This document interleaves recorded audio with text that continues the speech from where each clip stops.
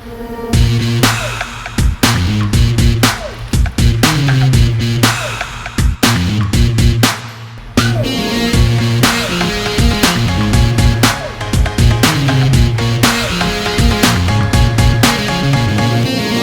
back to the show. I'm Anna and you're watching Anna Speaks Out. So lately my YouTube algorithm has been full of various women talking about men.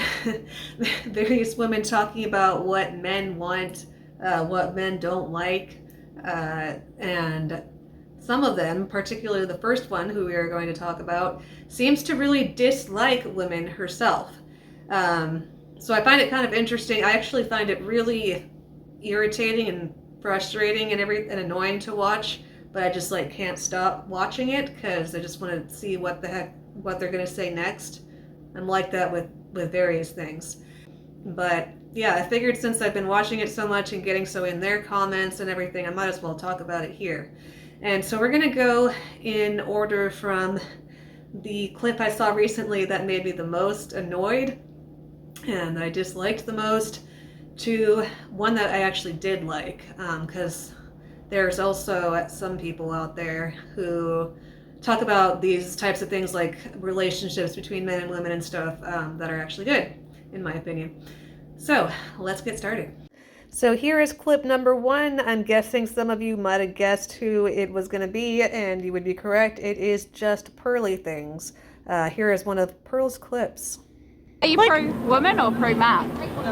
I'm pro-equality, like the real form of it. Of course, of course. So I think if men get to choose, if women get to choose not to be mothers, men should get to choose not to be fathers. Yeah. So one of the first things that stands out to me here, and seems like something that's sort of common with Pearl, is that she's stuttering with her words and tripping over her words, and she seems kind of nervous. So I don't know, it's interesting to try to consider why it might be that she is nervous. Maybe she doesn't actually 100% believe what she's saying, possibly. What do you think?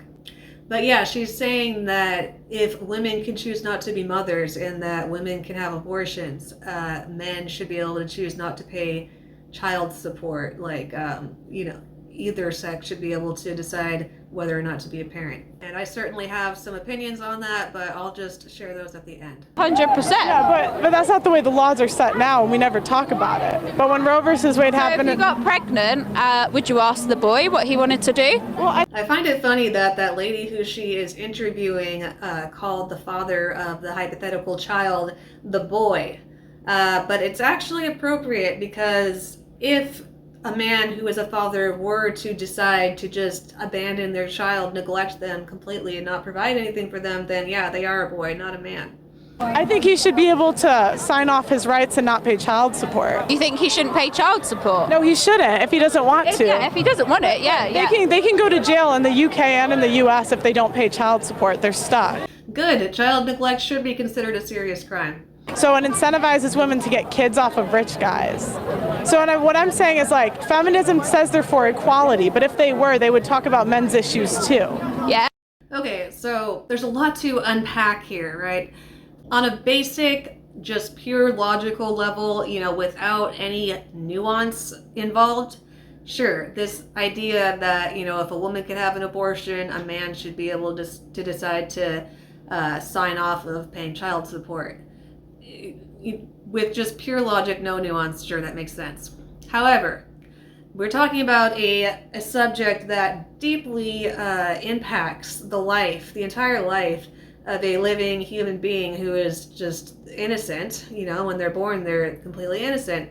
And how can we just so flippantly talk about something that could deeply scar them for the rest of their life, potentially? So here are my beliefs on this. I believe that mothers and fathers 100% of the time should take care of their children, or at the very least make sure that their children are in homes where they are going to be loved and taken care of. I believe that it's never okay to have an abortion, including in the case of the R word. That's a terrible, awful thing that should never happen to anybody, of course, and the person who perpetrates that type of thing should be severely punished. But the baby should not be. This should not be something that is controversial. Abortion ends, terminates the life of a human being. That's why it's called a termination of pregnancy. The movies, the Terminator movies, what do the robots do to the people? They end their lives, right? At least they try to. So I believe that anyone involved in an abortion, from the mother to the father who agrees to it, to anyone who drives them to the office, to the practitioner who performs the act, should all be tried for murder, and that should not be controversial. And keeping that same energy, so to speak, I don't think that fathers should ever be allowed to skip out on their end of the deal. They should be caring for their child before and after they're born. That is equality, and that's equality that is actually good for the children and not terrible for society like abortion and neglecting your children is. Children who live in fatherless homes end up being addicted to drugs and getting involved in crime. It's terrible for society.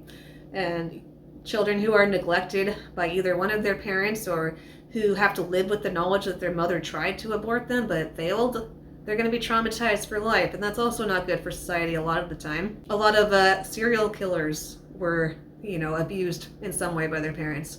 So, yeah.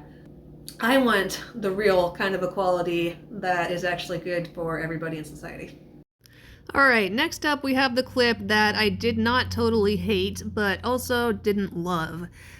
We have Candace Owens talking to Andrew Tate, who is unfortunately not in jail anymore, about what men think about women. Women are not desirable right now. Everyone's a Kim Kardashian clone. I asked you earlier, what don't men want? And you said promiscuity. Well, that seems about the only thing that's being offered right now.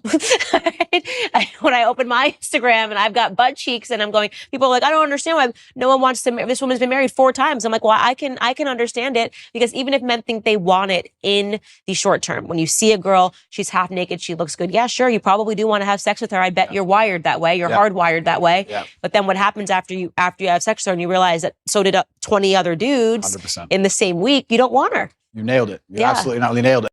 So in this case, I agree. I don't like seeing women scantily clad or, just very provocatively dressed all over the place on the internet or in real life, especially when it's like a 12-year-old girl with their parents.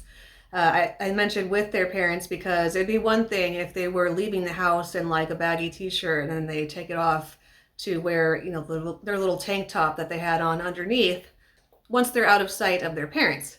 But when their parents are with them and they're dressed, very provocatively, that just signifies that the parents are totally fine with it, which is not good.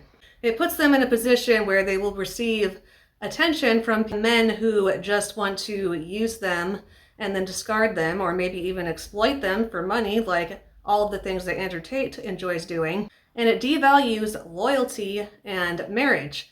And what is society built on? Strong families that stay together. So the fact that Andrew Tate is the one talking about how he doesn't like women who sleep around is just the peak epitome of hypocrisy, because it's a clear, bold-faced lie, because he facilitates women being promiscuous. And he said in this interview, the full-length interview with Candace Owens, that he does not regret anything that he has ever done. So it's just completely tone deaf for Candace to put this out there too. That's just baffling to me. And can we also mention that it's not good for anybody to be promiscuous, not just women. I used to think that it was like a feminist talking point that men would always, or that society in general would put down women for being promiscuous all the time, but then congratulate men for it. But the more that I read the comment sections of these different manosphere YouTubers out there, it's actually exactly how they act. They think it's awesome if they can sleep with a lot of women, but they don't like women who sleep with a lot of men. And it's very bizarre, because it takes 2 to tango, The men are the ones who are enabling the women to be promiscuous. So, somebody please explain it to me. And now let's end on a positive note with Mikhaila Peterson talking to somebody who seems to be like a psychologist, some type of expert in, mental health or something along those lines. They didn't say who he was in this little 1-minute clip, but He made a good point. Let's go. Way that men get choosy is they fail to escalate the commitment. Oh, so they'll just stay in it. They'll just stay in it without moving in with you, without proposing, etc. If you're a guy and you've got a girlfriend and you're happy and you're having sex together, why would you suddenly just give that up for no reason? If you're happy in the relationship, but she's just not quite smart enough or stable enough or promising enough to marry, then you'll just kind of drift along indefinitely. What might often happen is after 3 months, 6 months, 2 years, if you're wondering, why hasn't he proposed to me? Why hasn't he taken this to the next level? Well, that's where the men are getting choosy. That's where the men are now evaluating not just physical attractiveness, but the woman's intelligence and character. So the first thing that I thought of when I saw that clip is that is an excellent example of why people should wait until marriage to have sex. Because if a man is getting sex from you already, like right off the bat almost, then it's going to be a lot more difficult to understand what he actually thinks of you as a person. If you have sex out of the way, then you're really going to know what he thinks of you as a person, because he might just leave if he doesn't think that he's getting enough value otherwise, and that saves you a lot of time as a woman. It might even help you to see aspects of yourself that you might want to improve. If you're clouding everything with sex right out the gate, yeah, it's just gonna waste your time and end up in a lot more heartache the longer that you string things out, especially because sex makes women want to stay connected to the man, just based on our biology and psychology. Men don't have that, so it's a lot easier for them to just leave. And yeah, it's damaging for a woman, so it's a good reason to save sex for marriage. Also, in the Bible, God initially created one man and one woman. And he said, you should leave your father and mother and be joined to your wife, singular. So I don't buy the argument that because men are more wired to just have sex with multiple people and it's not so damaging for them emotionally, then it's okay for them. The Bible also says to deny our flesh. So I hope that you can see how the rules that God sets up for us are for our good. So really quickly, I want to let everyone know that I sell clothes on Poshmark, which is a social selling app.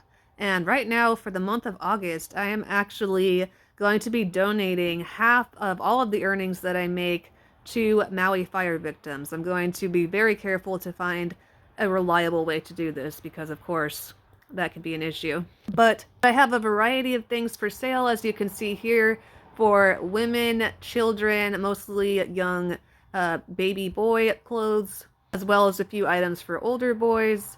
And it's a great place to shop for back to school or for yourself or a loved one. So support Maui fire victims and support the work that I do here by shopping my Poshmark store. If you need to create an account, check out the referral link that I will put in the description and the top comment, and that will actually get each of us $10 right off the bat. Thank you so much and have a great day. Thank you again so much for being here today. Since you liked the video enough to make it all the way to the end, don't forget to click the thumbs up and share with somebody else who would also find it interesting. Leave your comments below and we'll all have a conversation. If you really enjoyed it, check out the description for several different ways that you can support. Have a wonderful night, afternoon, morning, evening, whatever time zone you are in, and I will see you next time. Bye.